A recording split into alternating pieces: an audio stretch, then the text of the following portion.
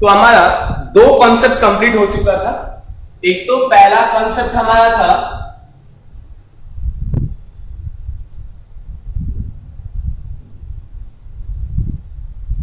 Money measurement concept,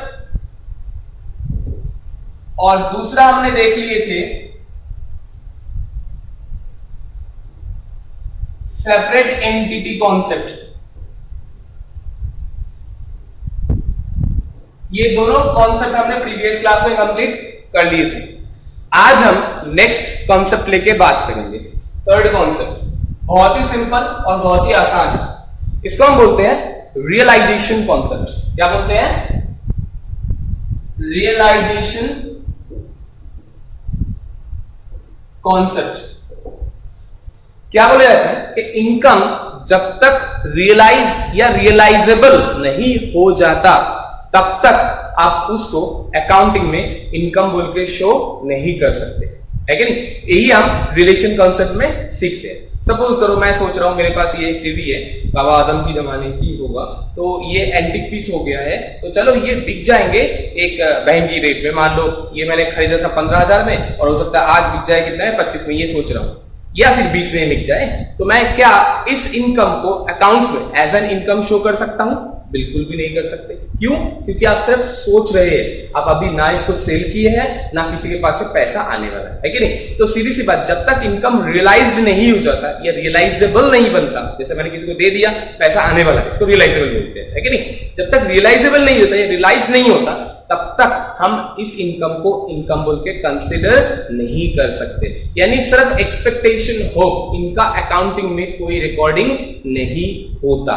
यह हम देखते किसमें है? यह हम देखते हैं रियलाइजेशन कॉन्सेप्ट में। तो मैं एक बार दोबारा से बोल रहा हूं, रियलाइजेशन कॉन्सेप्ट बोलता क्या है कि इनकम जब तक रियलाइज्ड नहीं हो जाता या रियलाइजेबल नहीं होता तब तक हम उस इनकम को इनकम बोल के शो नहीं करेंगे अकाउंटिंग के अंदर। ये हमने देख लिया किसमें? रियलाइजेशन कॉन्सेप्ट के अंदर। अब रियलाइजेशन कॉन्सेप्ट के बाद नेक्स्ट जो हमारा कॉन्सेप्ट है उसको हम बोलते हैं मैचिंग कॉन्सेप्ट। क्या बोलते हैं? Matching concept. चलो हम चौथा कॉन्सेप्ट लेके बात करते हैं,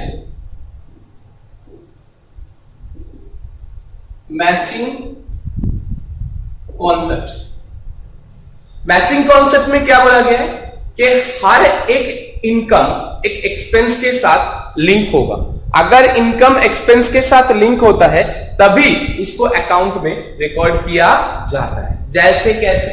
सपोज करो मैंने एक पेन सेल किया था, कितने रुपए में? 15 रुपए में। सेल करके हमारे क्या हुआ? इनकम जनरेट हुआ। कितने का इनकम आया? 15 रुपए का, है कि नहीं? इसी पेन को हमने पहले परचेज भी किए थे,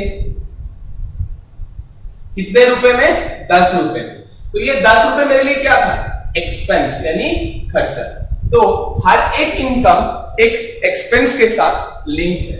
इनकम एक्सपेंस के साथ लिंक है तभी उसको अकाउंटिंग में हम शो करते हैं, अगर नहीं है तो इस तरीके से आप शो नहीं कर सकते, ठीक है ना? तो हर एक इनकम एक एक्सपेंस के साथ लिंक होता है, ये आपको यहां पर दिखाया जा रहा है। ये 10 रुपए मेरा एक्सपेंस हुआ, इसके लिए 15 रुपए इनकम के लिए, या फिर ऐसा बोलो 15 रुपए जो इनकम हुआ उसके पीछे ये 10 रुपए का एक्सपेंस का एक लिंक है, ठीक है? तो ये मेरा 15 रुपए जो है वो मेरा इनकम है। ये 10 रुपए जो मैंने परचेज करते टाइम दिया था या खर्चा किया था वो हमारा एक्सपेंस है। मैं अभी प्रॉफिट लेके बात नहीं कर रहा हूं, मैं इनकम यानी सेल करके जो पैसा मिला उसको लेके बात कर रहे हैं, ठीक है ना?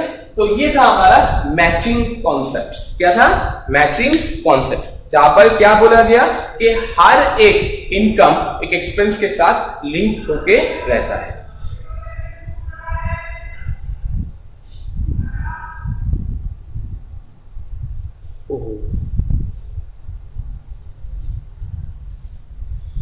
अब हम आते हैं हमारा नेक्स्ट कॉन्सेप्ट यानी फिफ्थ कॉन्सेप्ट, जिसमें हम बात करेंगे बहुत ही एक इंपॉर्टेंट टॉपिक लेकर, जिसको हम बोलते हैं पीरियडिक कॉन्सेप्ट।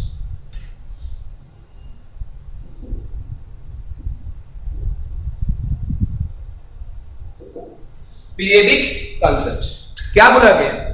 अकाउंटिंग में जब भी कोई घटना होगा यानी जब भी कोई ट्रांजैक्शन होगा उस ट्रांजैक्शन को उसी पर्टिकुलर पीरियड में रिकॉर्ड किया जाएगा जिस पीरियड में वो हुआ है, जिस पीरियड में वो हुआ है। मतलब अकाउंटिंग ट्रांजेक्शन को उसी पर्टिकुलर पीरियड में रिकॉर्ड करना जरूरी है जिस पर्टिकुलर पीरियड में वो हुआ है या हो रहा है। ये आपको समझ में आ गया? नहीं समझ आया मैं आपको बताता हूं।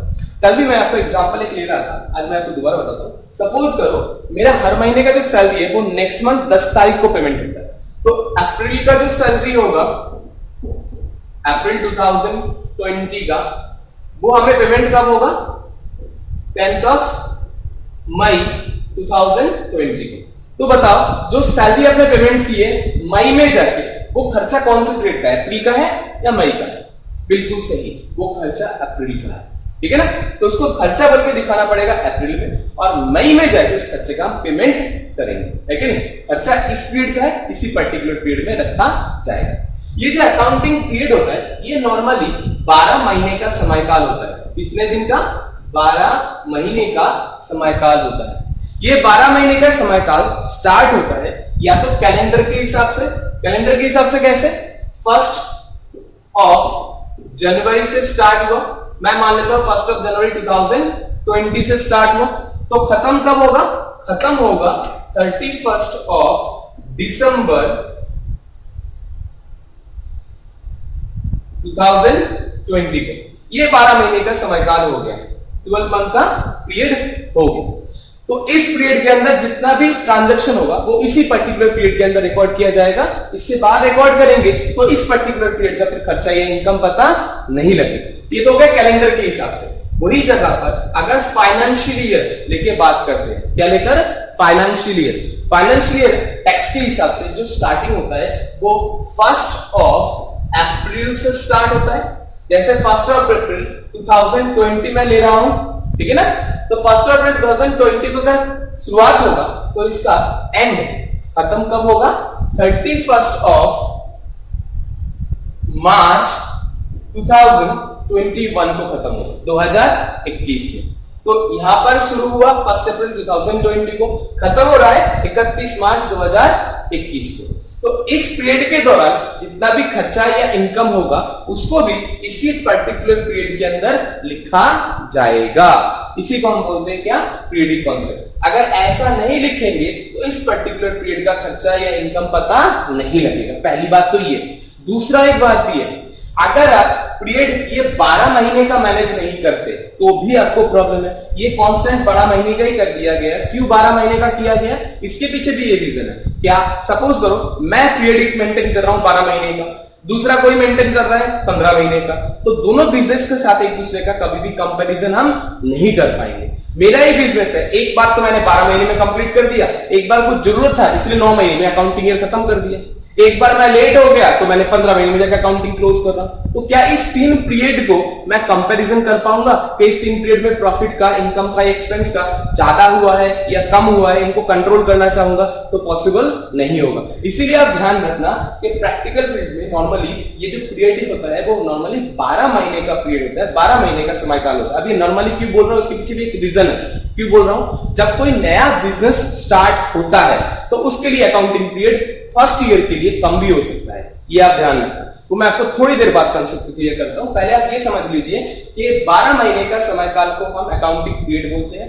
इस पीरियड में जितना भी इनकम है, जितना भी खर्चा होगा वो इसी पर्टिकुलर पीरियड के अंदर दिखाया जाएगा। इसके बाद या आगे पीछे दिखाया नहीं जाएगा, नहीं तो इस पर्टिकुलर पीरियड का इनकम या एक्सपेंस पता नहीं लगेगा।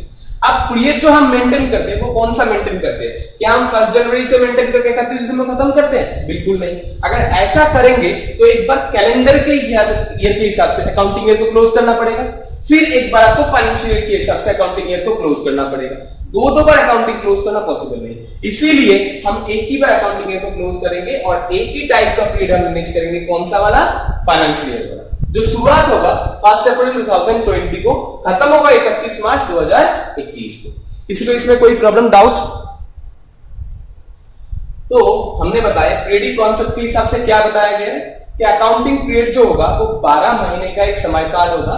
इसका शुरुआत होगा 1 अप्रैल फाइनेंशियल ईयर के हिसाब से, और कैलेंडर की बात करें तो 1 जनवरी। बट हम कैलेंडर ईयर लेते नहीं है, हम कौन सा लेते हैं?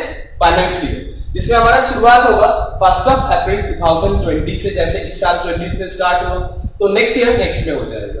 तो अगर मैं 1 अप्रैल 2020 लूं तो मेरा खत्म कब होगा? 31 मार्च 2021।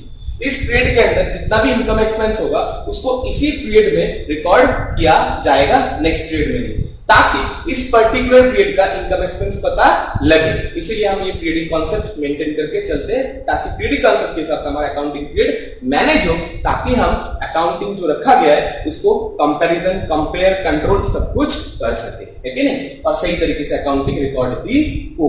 इसीलिए हम ये पीरियडिक कॉन्सेप्ट को मैनेज करते हैं। तो अब हम नेक्स्ट कॉन्सेप्ट में जाते हैं। ये था हमारा पीरियडिक कॉन्सेप्ट। तो अभी तक हमने क्या क्या कॉन्सेप्ट देख लिए, एक बार देख लो दोबारा। मनी मेजरमेंट कॉन्सेप्ट हमारा हो गया, सेपरेट एंटिटी कॉन्सेप्ट हो गया, रियलाइजेशन कॉन्सेप्ट हो गया, मैचिंग हो गया, पीरियडिक कॉन्सेप्ट हो गया। अब हम नेक्स्ट टॉपिक लेके बात करने जा रहे हैं।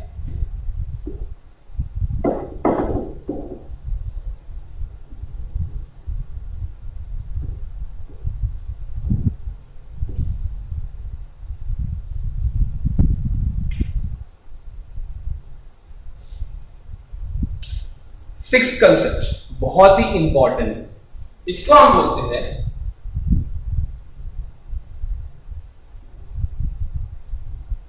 एक्रूरल कॉन्सेप्ट। एक्रूरल कॉन्सेप्ट, एक्रूरल यानी एक्रूड, एक्रूड यानी आउटस्टैंडिंग, बकाया। ये एक्रूरल क्या होता है? आपको पता है, आज आप किसी पार्टी को पहले उधार देते हो, फिर आपका पैसा आता है कि नहीं? और कभी कभार ऐसा भी होता है, कोई सामान सेल करते हो तुरंत पैसा मिलता है। मतलब कोई भी हो, कोई भी केस हो, चाहे तुरंत मिल रहा हो चाहे बाद में मिल रहा हो, दोनों ही केस में आप देखो पहले बकाया बना यानी आउटस्टैंडिंग बना, बाद में उसका पैसा आया। सेम एज इट इज, आप जब किसी को पैसा देते हो तो क्या होता है? वही सेम तरीका, क्या पहले कोई सुविधा लेते हो फिर आप पैसा पेमेंट करते हो। तो मतलब यहां पर भी वही सेम कहानी कि क्या पहले आपका बकाया बना फिर अपने पेमेंट किए, है कि नहीं? तो यहां पर एक्रूरल कॉन्सेप्ट में भी आपको यही बात क्लियर करके बोला गया है। और एक्रूरल कॉन्सेप्ट अगर अच्छे तरीके से आप समझ जाओगे तो अकाउंटिंग का जो 4 अकाउंट का टाइप होता है वो भी आप अच्छे तरीके से समझ जाओगे। तो हम बात करते हैं एक्रूरल कॉन्सेप्ट में क्या बोला गया है कि इनकम या एक्सपेंस होने से पहले वो आउटस्टैंडिंग यानी बकाया बोल के अराइज होता है। जैसे एक्सपेंस मतलब पेमेंट हो रहा है ना, आपको एक्सपेंस हम किसको बोलते हैं? जब किसी चीज का हम पेमेंट करते हैं, कंसीडरेशन दे देते हैं, चुका देते हैं, तभी हम उसको क्या बोलते हैं? पेमेंट ना। पेमेंट हुआ तो वो हमारा क्या बन जाता है? एक्सपेंस बनता है कि नहीं? पेमेंट होने से पहले वो क्या रहता है? वो रहता है पेबल। क्या रहता है? पेबल। और पेबल हमारे लिए क्या होता है? पेबल हमारे लिए एक लायबिलिटी होता है। यानी पेमेंट होने से पहले, कोई एक्सपेंस पेमेंट होने से पहले वो हमारे लिए क्या रहता है? पेबल। क्या रहता है? पेबल। तो एक्सपेंस पेबल होता है तभी हम उसको पेमेंट करते हैं। जब वो हमारे लिए पेबल रहता है तब हमारे लिए वो लायबिलिटी बन जाता है। लायबिलिटी मतलब जिसको हमें चुकाना है, दाय बन जाता है। जब हमने उसको पेमेंट कर दिए तब वो हमारे लिए क्या बन गया? एक्सपेंस बन गया, खर्चा बन गया। क्या बन गया? खर्चा। हाँ बिल्कुल सही। जैसे कि एग्जांपल हम लेते हैं, जैसे सपोज करो कि किसी ने होटल में खाना खाया, तो खाना जब उसने खा लिया अब उसको पैसा चुकाना है। जब खाना खा लिया पैसा जब तक नहीं चुकाया तब तक वो उसके लिए क्या है? पेबल यानी लायबिलिटी। जब वो उसका बिल भर देगा तो क्या कर देगा? पेमेंट। पेमेंट कर दिया मतलब क्या हो गया? वो एक्सपेंस बन गया। तो एक्सपेंस कब बनता है? जब सुविधा भी ले लिया और पेमेंट भी कर लिया। सुविधा भी ले लिया, कंसीडरेशन, पेमेंट मतलब कंसीडरेशन, यहाँ पर अकाउंटिंग लैंग्वेज में इसको हम बोलते हैं कंसीडरेशन। कंसीडरेशन भी हमने चुका दिए तो उसको हम क्या बोलते हैं? एक्सपेंस। और यहां पर क्या हुआ था? सुविधा ले लिया था बट अभी तक कंसीडरेशन नहीं चुकाया। जब तक आप कंसीडरेशन नहीं चुकाते हो तब तक वो आपके लिए क्या रहता है? लायबिलिटी रहता है। जब वो कंसीडरेशन का चुका दिए और सुविधा भी ले लिए तब वो हमारे लिए क्या बन गया? एक्सपेंस बन गया। यानी एक्सपेंस बनने से पहले वो हमारा पेबल रहता है जो हमारे लिए एक लायबिलिटी होता है। तो ये चीज आपको यहाँ पर समझ में आ गया। और एक बात मैं आपको बताना चाहता हूँ, इसको अदर वे में मत लेना प्लीज, है ना, क्योंकि ये बस समझने के लिए। जैसे लड़कियां घर के लिए नॉर्मली क्या बोल के माना जाता है? लायबिलिटीज बोल के माना जाता है। बट आज की लड़कियां नहीं है बिल्कुल भी, है ना। क्यों माना जाता है? क्योंकि वो चुकाना है। जिस दिन वो खर्चा हो जाता है उस दिन घर वाले क्या बोलते हैं? हाँ खर्चा हो गया, एक्सपेंस हो गया। तो ये क्या था हमारा? एक एग्जाम्पल ये अदर वे में मत लीजिएगा, मैं बिल्कुल इसके अगेंस्ट में हूँ, ठीक है। बट ये समझने के लिए समझ लीजिए कि जब तक पैसा हमारा पेबल रहता है यानी चुकाना होता है, तब तक हमारे लिए वो लायबिलिटी है। लायबिलिटी होता है तो हमारा पेबल बनता है, यानी लायबिलिटी है वो हमारा। जब भी उसी का पेमेंट कर देंगे लायबिलिटी का, तो वो हमारे लिए क्या बन जाएगा, एक्सपेंस बन जाएगा। सेम ऐसे इस तरीके से दूसरे साइड की बात करता हूं, ये तो हो गया आपका एक्सपेंस का। अब हम बात करते हैं इनकम के केस में क्या होगा। इनकम कब होता है, जब कंसिडरेशन रिसीव हो गया, सुविधा भी दे दी तो रिसीव हुआ, तब हमारा क्या बना, इनकम बना।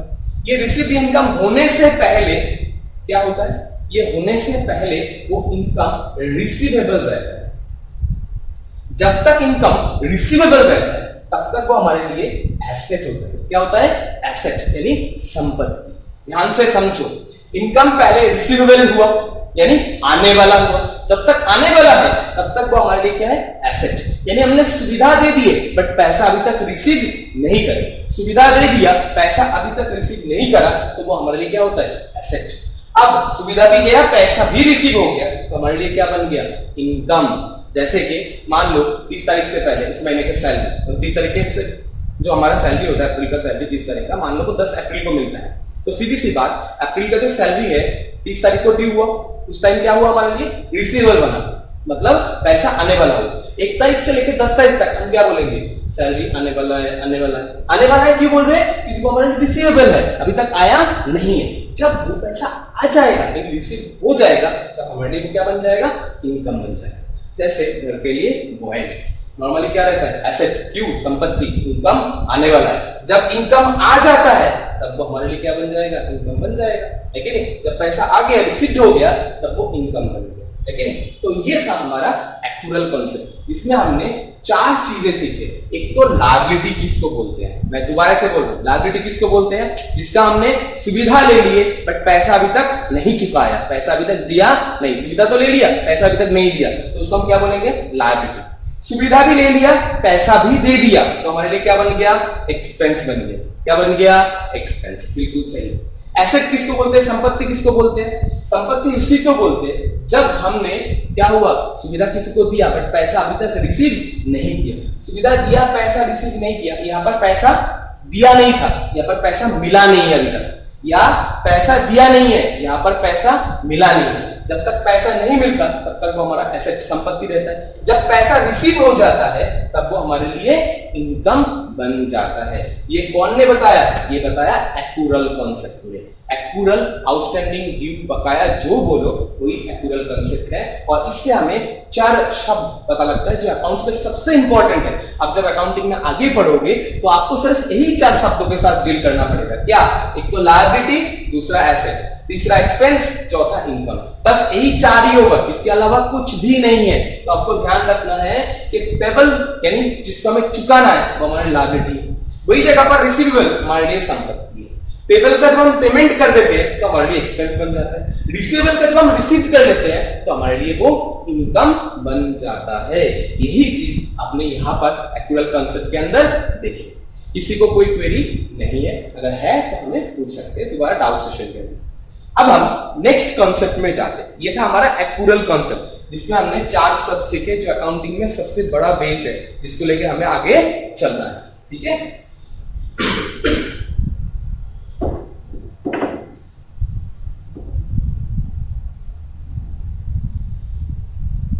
अब हम आते हैं हमारा लास्ट कॉन्सेप्ट जो सबसे इंपॉर्टेंट कॉन्सेप्ट है।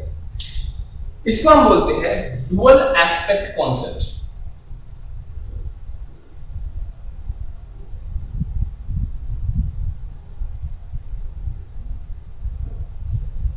डुअल एस्पेक्ट, दो साइड कैसा बोलते हैं, हर एक ट्रांजैक्शन में एटलीस्ट 2 साइड्स यानी 2 जने जरूर होंगे। 2 जने मतलब कोई भी ट्रांजैक्शन लेन देन कर रहे हो तो 2 जने तो होना जरूरी है ना। एक जना सुविधा दे रहा है, एक जना सुविधा ले रहा है। सेम डुअल एस्पेक्ट कॉन्सेप्ट में वही चीज बताया जा रहा है कि हर ट्रांजैक्शन में 2 साइड जरूर होगा। एक साइड सुविधा देगा यानी एक जना सुविधा देगा, दूसरा जना सुविधा लेगा, या एक चीज का सुविधा आएगा तो बदले में एक चीज का सुविधा हमसे जाएगा। ये बताने का काम हमें कौन करता है, डुअल एस्पेक्ट कॉन्सेप्ट। कौन करता है, डुअल एस्पेक्ट कॉन्सेप्ट। जैसे मैं एक छोटा सा एग्जांपल ले रहा हूं, जैसे मैंने बोला pen purchased in cash, cash में मैंने एक पेन परचेज किया। अगर कैश में हमने पेन परचेज किया तो हमारे पास किसका सुविधा आया, हमारे पास पेन का सुविधा आया, है कि नहीं, और गया किसका सुविधा, हमारे पास गया सुविधा कैश, है कि नहीं। तो ये दो साइड हो गया, एक सुविधा आया और एक सुविधा आपसे गया, एक सुविधा आता है एक सुविधा जाता है, एक जना सुविधा दे रहा है और एक जना सुविधा ले रहा है, ये आपको ध्यान रखना है। हर एक ट्रांजैक्शन में यही चीज आपको देखना पड़ेगा कि कौन सा सुविधा आपके पास आ रहा है या कौन आपको सुविधा दे रहा है, और कौन सा सुविधा आपसे जा रहा है ये किसको आप सुविधा दे रहे हैं, ये चीज आपको देखना है। अगर ये चीज आप देखेंगे तो आपका अकाउंटिंग पूरा क्लियर हो जाएगा। बस अकाउंटिंग में मेनली ये दो कॉन्सेप्ट सबसे इंपॉर्टेंट रहता है शुरुआती बेसिक के लिए, बाकी ये चाहिए ही चाहिए। तो आपने ये देखिए यहाँ पर डुअल एस्पेक्ट कॉन्सेप्ट में ये बताया गया कि हर एक ट्रांजैक्शन में दो साइड रहेगा, एक साइड सुविधा देगा और एक साइड सुविधा लेगा, या फिर एक जना सुविधा दे रहा है और एक जने सुविधा ले रहा है। इसी कारण से यहां पर दो शब्द भी बनाए गए हैं। एक शब्द है लैटिन शब्द डेबिटम या डेबियर, डेबिटम या डेबियर, ये किसके लिए यूज होता है, रिसीवर के लिए, इसके लिए रिसीवर के लिए है, जो सुविधा आया हमारे लिए रिसीवर के लिए वो के लिए, इसके रिसीवर के लिए ये शब्द हम यूज करते हैं। रिसीवर को लैटिन शब्द में हम क्या बोलते हैं, डेबिटम या डेबियर। इस डेबिटम या डेबियर को इंडियन लैंग्वेज में हम बोलते हैं डेटर, क्या बोलते हैं, डेटर। और डेटर के लिए एक सिंबल यूज होता है, जब उससे कोई सुविधा हमसे पास आता है हम उसको सिंबलिक फॉर्म में लिखते हैं, क्या सिंबल, डेबिट, जिसको शॉर्ट में हम लिखते हैं डीआर, क्या लिखते हैं, डीआर। तो जो आता है उसको हम डेबिट करते हैं, जो आता है हमारे पास वो हम उसको क्या करते हैं, डेबिट। नेक्स्ट रिसीवर के बाद दूसरा क्या होता है, गिवर। एक तो सुविधा लेने वाला और दूसरा क्या बोलते हैं मैंने, सुविधा देने वाला। तो सुविधा देने वाला गिवर, गिवर को लैटिन लैंग्वेज में बोला जाता है क्रेडिटम और क्रेडियर। इसको इंडियन लैंग्वेज में हम बोलते हैं क्रेडिटर, जो हमसे सुविधा लेके जा रहा है, ये दो सुविधा हमसे जा रहा है, उसी को हम अकाउंटिंग लैंग्वेज में बोलते हैं क्रेडिट। उसी को एक सिंबॉलिक फॉर्म में लिखते हैं सीआर, क्या लिखते हैं, सीआर, क्रेडिट। तो शॉर्ट में हम लिखते हैं सिंबॉलिक फॉर्म में सीआर। तो जो सुविधा आपके पास आया आपने उसको डेबिट किया, जो सुविधा आपसे गया वो सुविधा को आपने क्रेडिट की। ये तो अकाउंटिंग के यूज होने वाले सिंबल या शब्द है जो अकाउंटिंग को भाषा या लैंग्वेज में प्रकाश करने का काम करता है। जैसे हम बोल के आपको समझा रहे हैं, अकाउंटिंग बोलने की जगह ये दो सिंबल यूज करते हैं। नॉर्मली क्या होता है, डेबिट यानी आया, जैसे आप इमोजीज यूज करते हैं ना, कैसे इमोजीज, ये खुशी, अब खुशी कब बोलते हैं, जब कुछ आता है, तो डेबिट मतलब ये खुशी हो गया। और दूसरा बताने की जरूरत नहीं है, दुखी कब, क्रेडिट, जब हमसे कुछ गया, है कि नहीं। तो यही अकाउंटिंग का दो सिंबल यहां पर यूज होता है, एक आने के लिए एक जाने के लिए। जो सुविधा आया हम उसको डेबिट करते हैं, जो सुविधा हमसे गया हम उसको क्रेडिट। तो आपने ये देख लिए, ये था हमारा डुअल एस्पेक्ट कॉन्सेप्ट। एक बार ध्यान से देखिए, डुअल एस्पेक्ट कॉन्सेप्ट के हिसाब से मैंने क्या बताया कि हर एक ट्रांजैक्शन में दो साइड होता है, एक साइड आपसे सुविधा लेता है, एक साइड आपको सुविधा देता है। सुविधा रिसीवर को हम डेबिटम या डेबियर बोलते हैं, जिसको इंडियन लैंग्वेज में डेटर भी बोला जाता है। डेटर से जब कोई सुविधा हमारे पास आया, मान लो किसी से सुविधा हमारे पास आया, उसको हम क्या बोलेंगे, डेबिट। ये पर्सन के लिए, ये जो सुविधा आया उसके लिए, सुविधा आया उसको हमने डेबिट बोले। डेबिट को एक सिंबलिकल फॉर्म दिया हमने डीआर। सेम ऐसे जब कोई सुविधा हमसे जा रहा है तो हम उसको क्या बोलते हैं, क्रेडिट, और उसको सिंबलिकल फॉर्म में हम क्या लिखते हैं, सीआर। ठीक है, हर एक ट्रांजैक्शन में यही दो सिंबल आपका यूज होगा जो अकाउंटिंग को भाषा या लैंग्वेज में कन्वर्ट करने का काम करेगा। इसके बारे में बाद में हम और डिटेल में बात करेंगे, अभी बस इतना सा आप समझ के रख लीजिए। तो हम एक बार दो एक ट्रांजैक्शन लेके देखते हैं कि आप समझ पा रहे हैं या नहीं समझ पाए। इसको इरेज कर दे, सबने कोई स्क्रीनशॉट ले लो, फिर मैं इसको स्क्रीन पर इरेज कर दूंगा।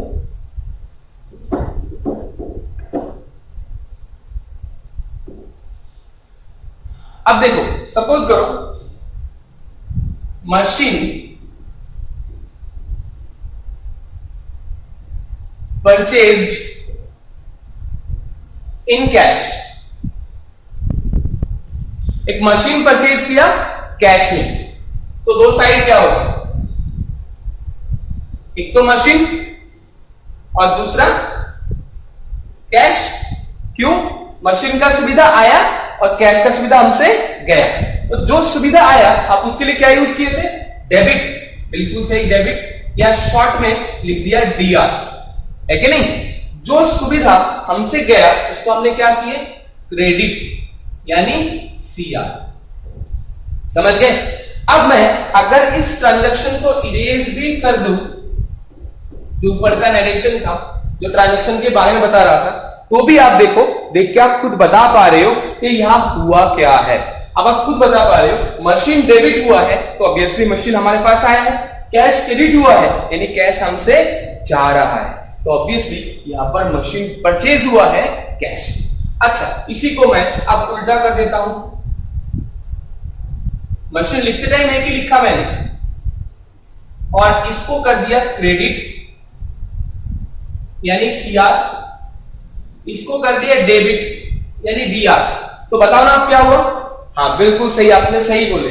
अब मशीन आपसे जा रहा है, कैश आपके पास आ रहा है, इसका मतलब आपने मशीन सोल्ड यानी बेचा है, सेल किया है। तो मशीन सोल्ड हुआ है यहां पर, और यहां पर मशीन परचेज हुआ था। ये आप बता कैसे पा रहे हो? अगर मैं इनको हटा दूं क्या आप बता पाओगे? बिल्कुल भी नहीं बता पाओगे। ये सिंबल है जो आपको बताने का काम कर रहा है, इसीलिए इनको अकाउंटिंग लैंग्वेज भाषा भी बोलते हैं। अकाउंट्स में सिर्फ और सिर्फ यही दो सिंबल यूज होता है और कुछ भी नहीं है, और वो 4 टाइप्स ऑफ अकाउंट जो आपने थोड़ी देर पहले देखे थे, किसमें? एक्चुअल कॉन्सेप्ट में। क्या?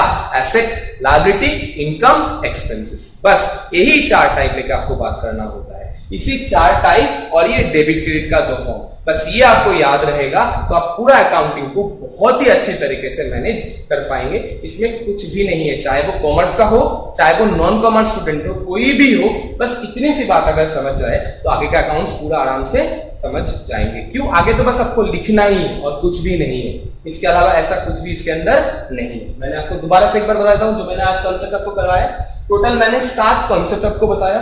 सबसे पहला कॉन्सेप्ट मैंने बताया मनी मेजरमेंट कॉन्सेप्ट। इसमें मैंने आपको ये बताया कि सारा दिन में जो भी इवेंट होता है उसको हम घटना या इवेंट बोलेंगे। ये इवेंट 2 तरीका का होता है, एक तो मॉनिटरी, एक नॉन मॉनिटरी।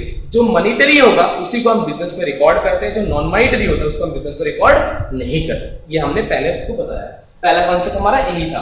दूसरा कॉन्सेप्ट था separate entity concept. Separate entity concept, पृथक सत्ता, दोनों अलग अलग। कौन दोनों अलग अलग? बोला बिजनेस और बिजनेस का ओनर दोनों एक दूसरे से अलग है, दोनों एक दूसरे से अलग है। बिजनेस का ओनर जब बिजनेस में पैसा डालता है या इन्वेस्ट करता है, ओनर के लिए वो इन्वेस्टमेंट है, बट बिजनेस के लिए वो लायबिलिटी है, क्योंकि उसको चुकाना है। किसको चुकाना है? अपने मालिक को। इसीलिए बिजनेस के लिए वो लायबिलिटी होता है। समझे?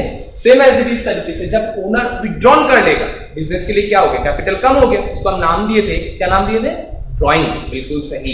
हाँ, बिजनेस का ओनर बिजनेस में जो भी इन्वेस्ट करेगा उसको हम कैपिटल बोलते हैं, और जो विड्रॉल करेगा उसको हम क्या बोलते हैं? ड्रॉइंग बोलते हैं। क्या बोलते हैं? ड्रॉइंग।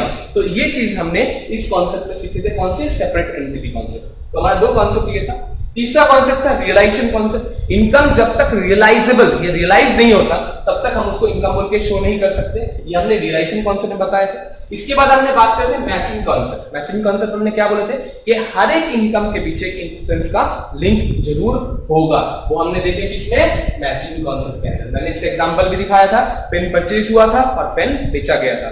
बेच के जो इनकम हुआ उसके लिए एक लिंक था एक्सपेंस का, किसका? जो मैंने परचेज किया था। बिल्कुल सही। उसके बाद नेक्स्ट कॉन्सेप्ट हमारा आ गया था पीरियडिक कॉन्सेप्ट। मैंने बोला अकाउंटिंग पीरियड जो होता है वो 12 महीने का समय काल होता है, जिसका शुरुआत या तो 1 जनवरी को कैलेंडर ईयर के हिसाब से शुरू होगा और खत्म होगा 31 दिसंबर को। बट ये कैलेंडर ईयर को हम ऐसे पीरियडिक बोल के मानते नहीं है। क्यों नहीं मानते? अगर कैलेंडर के हिसाब से ईयर मेंटेन करेंगे, पीरियड मेंटेन करेंगे, तो एक बार कैलेंडर के हिसाब से, एक बार टैक्स के हिसाब से, 2 बार हम लोगों को अकाउंटिंग ईयर को क्लोज करना पड़ेगा। इसीलिए हमने आपको दिखाया था कौन सा? फाइनेंशियल ईयर, जिसका शुरुआत कब से होता है? 1 अप्रैल से, और खत्म होता है कब? 31 मार्च नेक्स्ट ईयर जाके खत्म होता है कि नहीं? हाँ, कोई बिजनेस अगर आज स्टार्ट हो रहा है, आज का डेट मान के चलो क्या है? आज 1 अगस्त है, तो 1 अगस्त से लेके नेक्स्ट 31 तक यह उसका पहला पीरियड रहेगा। उसके बाद नेक्स्ट का पीरियड तो सेम चेंज होते रहेगा। हाँ, फाइनेंशियल ईयर उसका सेम ही रहेगा, बट उसका रिकॉर्डिंग, अकाउंटिंग जो डाटा रिकॉर्ड स्टार्ट होगा वो 1 अगस्त से स्टार्ट होगा। ये बात आपको ध्यान रखना। ठीक है। Next accrual concept. Accrual concept मैंने क्या बताया कि हर एक इनकम या एक्सपेंस अराइज होने से पहले वो बकाया या आउटस्टैंडिंग बोल के अराइज होता है।